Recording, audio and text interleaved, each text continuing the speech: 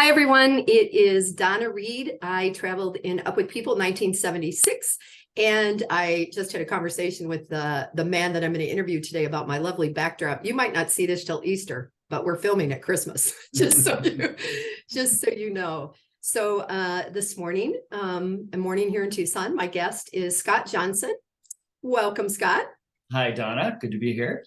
Thank you. And as I interview people throughout this process, there's some that I know a little bit, some that I think I know well, some that I don't know at all. And you are someone who I'm not sure I've ever met in person. And if we have met, I don't know anything about you either. Right. So here we go. So that's going to make this a fun interview. So Scott, tell the Up With People world, because that's predominantly who listens to these. Right. Yeah. When you saw a show, when you traveled, maybe if it was more than 1 year, a little bit about your jobs, just tell us about your initiation into Up With People. Okay. It turned out it was kind of fateful, actually. I was out of just a second, the dog wants to go out. Just a second. Oh, Charlie, are you okay? She's okay. I was out of college, and I was dating this girl, Susie, who told me about I'm from the Bay Area in California. Okay. And I didn't even know what I went to college for. I got an English degree, but I had no clue. My path is like this. Straight and narrow, huh? And so I was dating this girl, Susie, and she told me about Up With People, and they were coming to town, and that my parents should host. And so this was in January of 1983. And I went to a show, and I was impressed with just the kind of the pure positive energy that's coming off the stage, and the international aspect of it, and the peace promoting part of it. And I'd been writing songs since I was a teenager, and a lot of my music happened to be very kind of upbeat and very kind of life affirming and stuff. And so it was just kind of like, oh, this is cool. And I ended up interviewing and getting accepted and traveling that summer. So it wasn't too far away. I was just like five months away from when I first saw a show. How much was tuition when you traveled? Do you remember? I think it might have been like 8,300 or something. Does that sound right? I don't remember. Yeah, I don't know. I barely remember my year, but I always like to pay attention to see what the increases are. Yeah. So anyway, I traveled in 83D, and actually the second semester, my cast director was Miriam. Oh, yeah. So tell the world who Miriam is. Miriam is my wife. In that whole we don't date and Up With People thing. Miriam Kaiser from Belgium. In fact, actually, we didn't start talking to the last few weeks of the year, and it was after the year that I invited her out to California before she went back to Belgium after the next staging in Tucson, and then that's when the romance started. So this is like the pedaling and going, no, we didn't date on the road. Well, we really didn't. I believe you. That's awesome. Yeah, but what makes it fateful is that several years before all this happened, Miriam was in some high school in New York as I don't know what her job was at the time, and for Up With People. And she was interviewing this girl, and accepted this girl into Up With People. And it was Susie that I dated. I was like going, this is where this story is going. Yeah. Oh my God. Oh my God. So Miriam accepted Susie into the program years before I even knew about Up With People. Susie introduced me to Up With People. Wow. I traveled with Miriam, and oh my gosh, we are here. So had you finished college then? Were you like 22 or 23 or? Yeah, I was older. I was like, I think by the time I traveled as a student, I was 24. 24. Yeah. Okay. So I traveled for a year, and Mike, actually, we had some big shows. We went straight from Tucson to the Kennedy Center. We did a big show with the National Symphony Orchestra. And then we went to Europe. I did PR in Ghent. No, yeah, it was Ghent. And the cast went to Germany for a while, and then they came back and we did it another month and a half or something in Belgium. So my tour was the US and Belgium. That's a whole lot of that was like us in Texas, only you spent a whole lot of time in Belgium. Yeah. So both parts of the French and the Flemish part. Nice. So yeah, and then I came back to the Bay Area in California, and I worked for a bit. And this is when Miriam and I were starting to current date and long distance. And Yeah. and then I got a job as a PR rep. Did the following year mostly in Europe, and Okay. so I was all over mostly Europe, from Ireland to Belgium to Finland and Nice. Denmark, and yeah. So and then I did that, and then I went off and did other things, and then we got married in Tucson in on a Monday afternoon at the Tucson courthouse with Emma Jean Gerard, the judge that Miriam mistook as the cleaning lady. What a romantic story. Very romantic. Oh my gosh. But so we were living in Tucson for a few years together, and then moved up, when Up With People moved up to Broomfield, Colorado In the 90s. in Okay. 1993. And Okay. then I was working for a few years as kind of in charge of their publications, their external and internal Oh, publications. okay. Okay. From the annual report to newsletters to different things and things like that. So Okay. So because I traveled in the bicentennial and they did an album like in 75 or whatever, we didn't really have a show name. We just called it the bicentennial year. What was your show? Right. It was called Stand Together. Stand Together. Yeah. Okay. So I try to, only because I've done a lot of reunions. I only traveled 1 year, Scott. I traveled 76. Right. And then I was an era rep on the BOG. But because I've been in Tucson, because I've been to a lot of reunions, I do recognize at least the 3 songs that are sung every year at a reunion. Do you have some favorite songs from your show? And I like yesterday I talked to somebody again, and she talked about Rhodes, and she traveled in 2013. And I'm like, okay, we all know everybody likes Rhodes. So tell me what you like, what songs you like. We had Let the River Flow. That was a good one. Oh, That was like the song. final song of our show. That was really good. Yeah.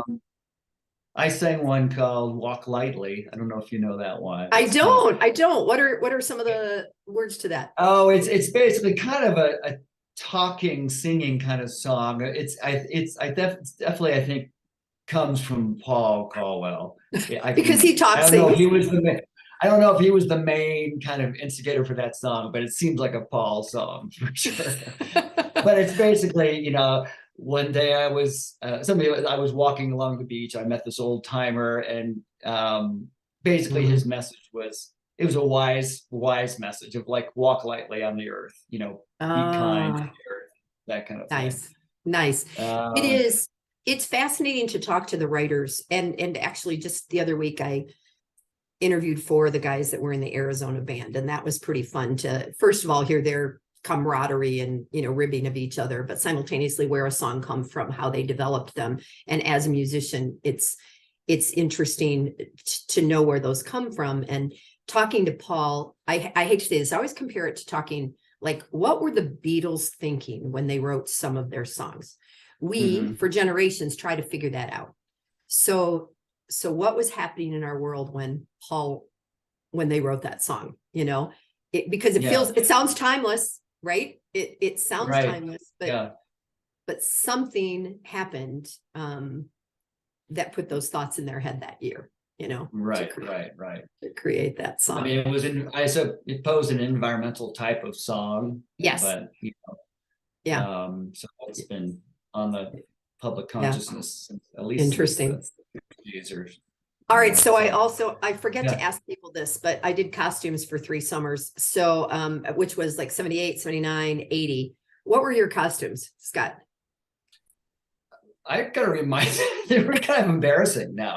we had jeans and they were tucked inside boots. I don't Really? know yeah, it was not good. Did you have And then like we the had these puffy, did your bodysuits or puffy yeah, there was sleeve? the women had puffy stuff, dresses and things, and we had this this hideous thing. It had stripes on the shirt, and it velcroed in the crotch. I just remember that. So Was it that it blue? was Was it the blue and white one? Like there was a no, pale it blue. was like it was like yellow and Oh, blue I stripes, maybe. there were a couple Yeah. color combos that I was not a fan of, but that's No, no, we weren't setting any trends. I think. it is so I don't funny to think me. up with people's never been hip, and we were proof of that. You know what's funny? So I interviewed my son, and then I just talked to another, so a 13 cast member, a couple of those, couple of 15s, and this was like a bring your own. We're going to have this palette, so bring 3 shirts, to Denver, and Right. we're going to choose your color. Yeah. But they were their own clothes, and it was kind of fascinating talking to my own son about it because it was questions that I never asked him. He said that he felt like everyone appreciated choosing their own clothes because they felt comfortable in their clothes. And I thought that was interesting compared to a show where someone here, for me, it was here, you're orange, here, you're yellow, here, you're green. And, Right. and it wasn't a choice. So I thought that was kind of interesting because we traveled when somebody else kind of said, here you go, this is your thing. Right. Yeah. Well, everything evolves, and I think it was good the way it evolved. Yeah, exactly. Yeah. Exactly. Yeah. So are you retired now, Scott, or are you still working? Or I'm more or less retired, but World Singing Day is where I put most of my attention. I usually start in the early spring and work on it, and it's for those who don't know, I founded World Singing Day in 2012, and it's a global singing celebration to bring people together in their communities. and is it worldsingingday.com? Because I remember, or what's the website? .org. .org. .org. Okay. WorldSingingDay.org. Yeah. Okay. So tell everybody what that is. So yeah, it is this singing celebration that happens around the world on the 3rd Saturday in October every year. So it was not too long ago, October 15th this year in 2022. Next year will be October 21st, 2023. And people gather in their communities and sing together for the joy of singing together and to build this sense of community. And when it's done right, it's just pure joy. And it's so fun to see all ages singing everything from, Rolling Stones to Beatles to current hits. And it's for everybody. It's not just for singers or musicians. It's for everybody. I mean, if you sing go to a baseball game and sing "Take Me Out to the Ball Game." Everybody sings. Everybody sings, and that's what it is. That's what it's like. So Yeah. it's not a competition. It's not a performance. Yeah. What inspired you to do that, Scott? Like what had you back in 2011 or something decide to do this in 2012? Yeah, well, I think it probably goes back when I started writing music as a teenager in high school, and music was always my way of getting in touch with that joyful part of myself. And I think in a way, this is kind of World Singing Day is an extension of that desire that we all have, I think, to get in touch with that joyful part of ourselves and with each other. And it's such an easy way to do. And, I also, back in 2003, I co-founded something called the Positive Music Association, which promoted artists and music that had universal life-affirming messages to it. So I ran that for a while. And then in 2011, I had a conversation with a few of our PMA members, and we're saying, we should do a PMA day where all of our members around the world perform on that day and sing or something. And then I thought, why don't we just open it up to everybody? Yeah. And World Singing Day, that's kind of, and it's for everybody. It's not just for musicians or singers. It's Yeah. for all of humanity, and it really is. And I love the simple elegance of it. It's just like, let's get together and sing one day out of the year, beyond religion and politics and Right. whatever. Right. Just enjoy and have a positive human experience together and go, oh wow, okay, That we was can do me. this together. And Yeah. it's Yeah. fun. And it's a So, safe, it's a safe environment. so the first year, you're in Colorado. Did you just like talk to Up With People friends? How'd you do that first year? First I looked on an international date calendar, and there was not much going on the third Saturday in third week of October. It was like a global thing. Huh? Well, yeah, and it was nice because it was in the fall time in the northern hemisphere, so the weather wouldn't be too extreme, and also it was springtime in the southern hemisphere, so like Australia, New Zealand stuff, and Yeah. it wouldn't be too severe for outdoor things.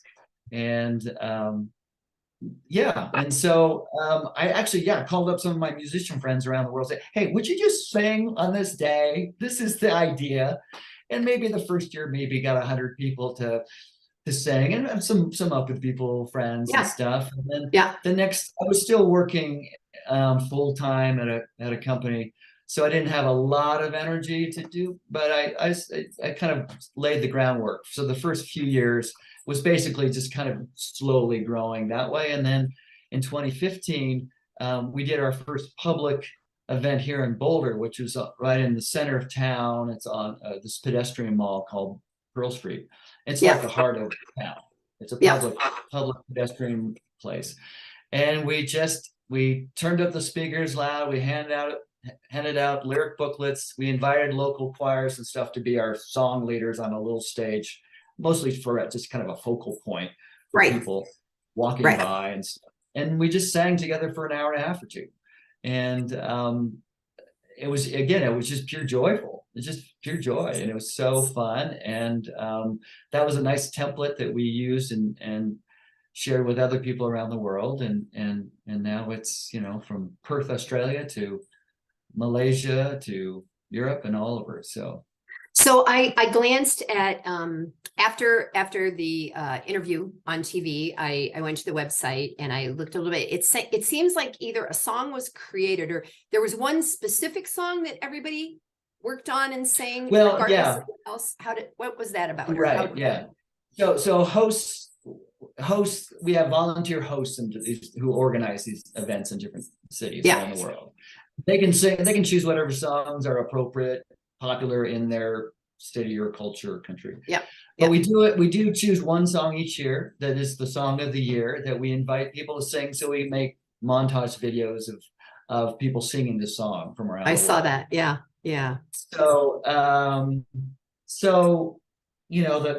I've chosen some popular songs. Like I think my first year when I called up my friends in 2012, Yeah. I said, can you sing with a little help from my friends? Just sing that and record it and let's share that. And we a couple of years ago we did Here Comes the Sun. And then I've also taken I've written I'm a songwriter. I've written some songs. One year the song was called Ode to Song, and it was the melody of Ode to Joy, Beethoven's Ode to Joy. And I just took phrases from popular songs and I made a coherent lyric out of it, basically a celebration of song. Nice. Called Ode to Song. So in this year I took the old Latin song Dona Nobis Pacem. Yes.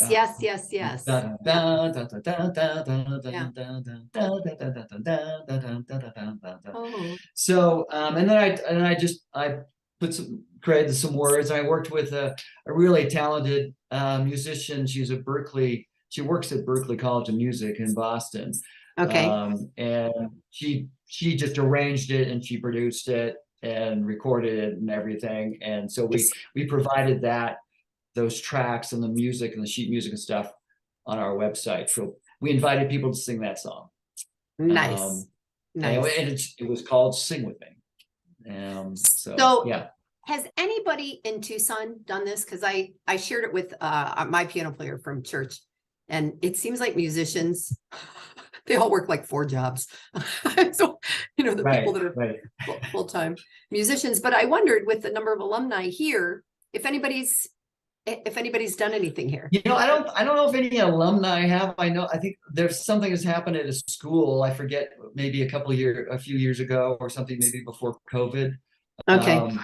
I think I forget the person. She was a music teacher at a school, but it to me, it makes sense for alumni to join in, because it's it's easy. It's a lot of fun. The message of bringing people together through music is there.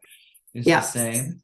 Yeah. So I invite people to go to our website, check out, we have some resources about how to host and things like that. And it can be a small thing, like just inviting your neighbors or friends over for a potluck and on that day, and singing, and maybe taking a few photos and video clips and sharing it on social media.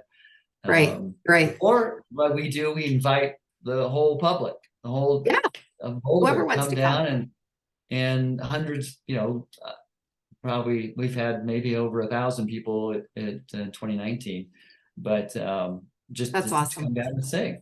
Yeah. But it's very it's been cool. It's been great to see. I mean, there was a big few years before COVID, there was a big event in Perth, Australia, actually like 2 or 3 events in Perth. Certain cultures glom onto this a little faster than others. Yeah. That maybe are used to singing together. There's some cultures where it's foreign concept. I had a woman come up to me after one of our events in Boulder. She was from Italy. She goes, "This is so foreign to us." I mean, because they take their singing so seriously there. Right. Just anybody would. Got Bocelli and all these great singers. Right. They have these singers. So, the idea of just singing, just regular people singing together, is kind of a new concept. And I mentioned this to people, and a lot of people, some people go, "Oh, you don't want me to sing, you don't want me to be." So no, you're exactly who I want to come, because once you experience it, nobody can really hear you sing, because you hear everybody singing together. Right. We do turn up the speaker. We play you can do anyway. You can have live music if you want. We do the original recordings that everyone's familiar with and comfortable with. Yeah. So we just play that and have lyric booklets, and you hear everybody singing together, and you turn up the speakers loud enough so you're not self-conscious about your singing, but you can still hear everybody. So that to me is kind of a key to making it comfortable. And and like you said, if you're at a ball game, or who doesn't sing Neil Diamond's "Hands," whatever. Everybody sings that. Sweet Caroline. I mean, nobody hesitates. Karaoke, right? Yeah, it's group karaoke. I mean, I've never done karaoke. I would have to get really drunk probably to do it. I mean, I do, because I don't want to. I'm not really a performer. I've performed, but I'm more of a songwriter, and that's how I more identify. But I think it is. It's like group karaoke, but it's just. My son ran karaoke here for 5 or 6 years at a bar in Midtown, kind of, and especially on the holidays when everybody's home and people get together and drink a lot and stuff, and then everybody thinks they're a singer. And there's certain songs like Bohemian Rhapsody and stuff that everybody wants to sing, and he'd be like, "Oh." Yeah. But that's part of being at a karaoke bar, right? That's right. That's right. That's kind of the charm of that, I guess. That is. So I don't know how much attention or I'm talking about the new Up With People. My mind is transitioning now into the future of Up With People. And have you had a chance to meet yet with Seema or any of the people in Denver related to the future? Yeah, we went for a hike together a month or so ago, and I'm actually meeting with her tomorrow. Oh, good. Just to talk about ways, to collaborate maybe with World Singing Day and some other things that she's. And that is part. So I have been sort of ending all of these with a similar question. So like, and I'll get to it, but I want to finish this thought. I've asked, like, what would you tell, a 20-year-old who was debating about this versus couch surfing versus exchange home, things like that, up with people. But what Seema talked to us about on Sunday, a little bit more further, was this overviewing voices title with silos of abilities. And how could you, as an alumni, contribute to the future of Up with People? Mhm. Now, I asked Giselle yesterday, and she's like, I don't even know what the future of Up with People looks like, but here's my skill set. And I think that's what Seema is looking for, right? Right. Yeah. So maybe you'll know more after your hike, but what do you think that you, as a mentor, as an alumni, might be able to contribute to help an 18 to a 23 or 24-year-old who wants to participate in the new Up with People? And what might you tell them about how this could be different than anything else they'll ever do? That's a hard, because we really don't. I mean, I've heard little things, but I don't really know what the program is going to be. Yeah. So it's kind of hard to tell. I don't know enough to be able to. I mean, if it was the old, well, so what would you say? What would you say, even if the performance didn't exist, if the performance never existed and you never went on stage and did a show, but the whole rest of your Up with People experience happened? Yeah. How would you sell that to a kid? How would I sell that to a kid? I don't know. I mean, it's traveling with a whole bunch of different people from different places in the world with different viewpoints and understandings of the world, and different religious backgrounds and non-religious backgrounds, and staying with host families. I mean, that was just a great exposure for me. Yeah, me too. I mean, I was out of college. So I traveled in Europe before, and so I wasn't super green, but again, I didn't know people from these different countries necessarily. And now I have for me, I think that maybe that certainly the networking and the friendship that have lasted for a long time, that's really a big thing. And we try to our kids, both our kids, didn't choose to travel. They were kind of, well, like, one had already or just graduated from college, and anyway, they were kind of different places. I don't know. It's just, I don't know enough with what's going to be. I have ideas, but it sounds like it's a much shorter program.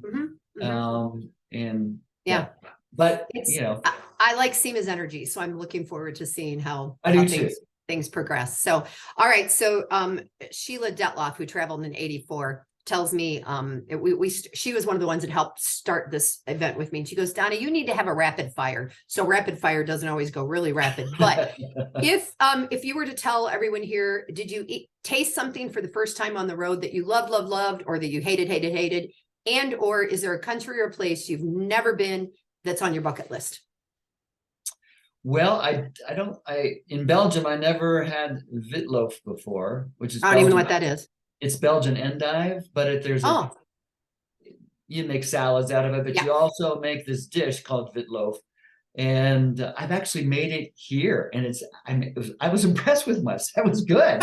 It's using this witloaf, this Belgian endive, and with ham and Gruyere cheese and a bechamel sauce. Nice. It's very good. So I had that for the first time with my host family in Ghent, I believe. Okay. So that was good. That was something that. And clearly, you spent a lot of time in Belgium. Where haven't you been that you might like to go, Scott? New Zealand. I'd definitely like to go to New Zealand, Australia. I have some Oakley people, photographer friends. I'm a photographer too, and I just can't wait to go there with my camera and take some pictures. Another form of art. So, but I don't know. I mean, there's lots of. I like to go back to Alaska. I like to go back to. I like to go to Patagonia. We haven't been to South America. I haven't been to South America either. I've been to Mexico, Yeah. but not South Yeah, yeah. America. Yeah. Right, Yeah. right. So, I mean, those are the top. I mean, New Zealand, Australia would be my yeah. first picks. When we were really in the midst of COVID, and I say that because it's not over, it's not ending, I don't think, but when people weren't flying, I did a road trip. I traveled about 5,200 miles, and I visited some people that I've always wanted to visit that aren't on the way to places I normally go. So one of them was like Stuart and Regine Shepherd, because North Platte isn't on the way for me to go to anywhere else. And that was every place that I ever go, there's something that you learn. There's something that you gain. There's something that you didn't know about that place, you know? And for me, it's a combination of the place and the people. And because of Up With People relationships, I feel like that always exists for us, Right. because Yeah. having done the host family thing, seeing and learning about places through the eyes of the locals, like you tasting something with a host family, right? Right. Yeah. You might have not gone into a restaurant and ordered, you know? Right. Yeah. So anyway, Yeah. well, our time is about up. When I post this, I told you we'll probably go live after the first of the year with this one. But I want to make sure that we include the link to World Singing Day and stuff so that people have that available. So I will make sure that I add that. And thank you for. Do you know that Tom Costello he's an alum? Yes. Yeah. I found that out only because of the interview that. Right. That we did. Yeah. So our wives, his wife is from Belgium. He's the Boone family. I don't know if you knew the Boone family. All four of the Boone kids traveled, but Astrid Boone. And my friends over there that I just visited, the Stroye family. So you may or may not traveled with any, but they were also very involved early on with Up With People and stuff. So Belgium had a lot of people that joined us. Yeah. So well, I'm writing musical too. It was just brand new to me, but it has a World Singing Day theme to it, as far as singing is for everyone. And so this is Paul Harvey, the rest of the story. We can get the rest find out more about Scott Johnson. That's awesome. Well, Scott, my son is in Colorado, getting married up there next year. And so, maybe one of these days we meet. I hope we do. We have a lot of mutual friends, and we're coming down to Tucson for a month in March. Well, let's get together. I would love to. I'd love to meet you. Yeah. You too. All right. Well, thank you for your time. I'm going to end this, and then we've got just like one more minute, but I'm going to stop the recording. Thanks, Scott. Sounds good. All right. Thanks, Donna.